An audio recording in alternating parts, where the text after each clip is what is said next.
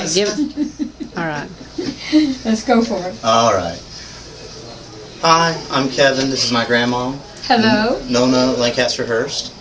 And, well, actually, is your middle name Lancaster?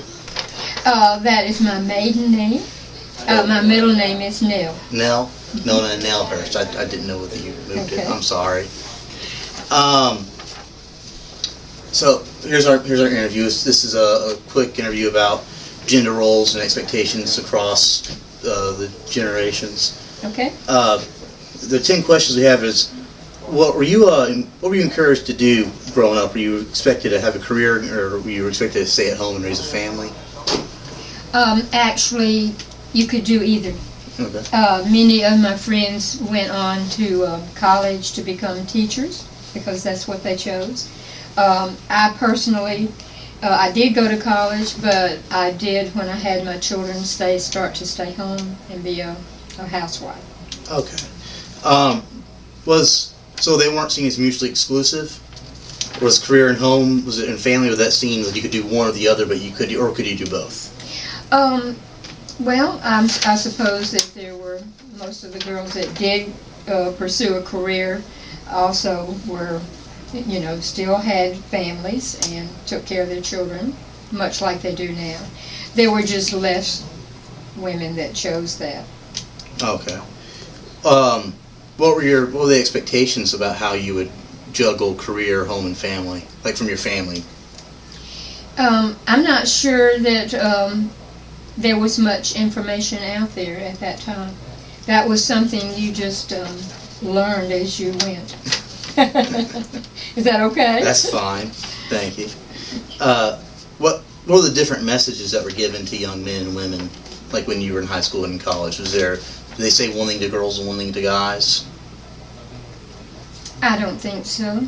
I think that really, like I say, they encouraged you, of course, to go to college. Mm-hmm. Okay, and but it wasn't so much that women felt that would be first choice for them. If they wanted a family, most of the women would, let the career part go. Even if they'd finished college, they may have worked a few years, and when their children came along or whatever, they wanted to probably stay home more than they do now.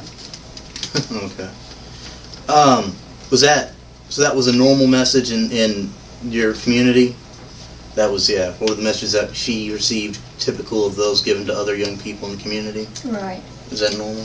Right. Yeah. That basically, like I say, it was. I think more girls went to college about when we graduated from high school. That was very much encouraged, but at that time, that was not going to college was not looked down upon by any means. And if you chose not to have a career over staying home and being a housewife, that was not, you were not looked down, or that you were just as honored to do that as you were the other. Oh, okay. The question 6, I guess that's kind of doesn't run in line with your answers. That's fine, though. Who placed these expectations on you, or was there any expectations that were placed on you at all by anybody?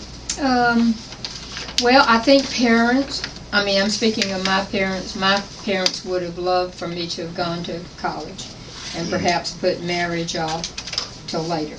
Oh. So yes, parents were encouraging their children more, I think, to pursue a college education. Oh. How was that message delivered? Did they just come out and tell you? Well, yes, because they were involved in the choices that you made, like after you graduated, or actually maybe even while you were in high school, because you had to begin to decide whether you would go to college or not. And my parents definitely, my dad was encouraging me all the time to pursue college after high school. Yep. And you were a music major, right? Mm-hmm. Okay. I think I remember that. Well, so did he give you any reason why? Did he justify saying, look, you need to do this because of whatever, or was there any reason why he told you to do that? I don't. If he had any strong, I mean, I just think that my parents, and probably other, wanted to see their children, be prepared for the future a little more than they didn't. They could see that perhaps you couldn't farm like you did when their generation was. They could see that it would be helpful to have more education than they got. Okay. What role did family and community in the church play in the messages? Did the church have anything to say on this at all? Well, I don't remember them in our little church. I don't remember anyone just speaking out on that. Okay. I think probably they were still more inclined, even after my husband and I were married, they were still thinking that the woman's place was at home to take care of the children. Okay? They got, this isn't on here, but I'm just kind of curious. Do you think that role because you're in Mississippi, or is that like a southern thing versus a northern thing? Do you think it was a regional difference there? Probably, not. I mean, the churches that I'm thinking of, there were plenty of northern folks down south, and they would encourage that too at that time. Okay. So. Okay. And so this is the last question. How did these expectations affect your life? And did you agree with all those expectations, or did you not? I guess I had my mind made up. Okay. I mean, I would have gone to college right on had I not gotten married. And if you want to look back and say you had regrets, I would say I wish that even though I was married, I could have continued, my education. That, I think, is, to me, that is something that you need to think seriously on at the time. And when you're young, you don't. Oh, okay. You don't think of it down the road like you do when you get, further into your life. All right.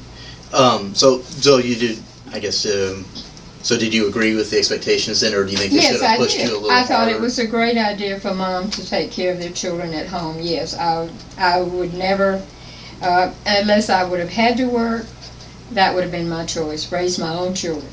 Oh, okay. But, I mean, see, like I said, I felt that way strongly.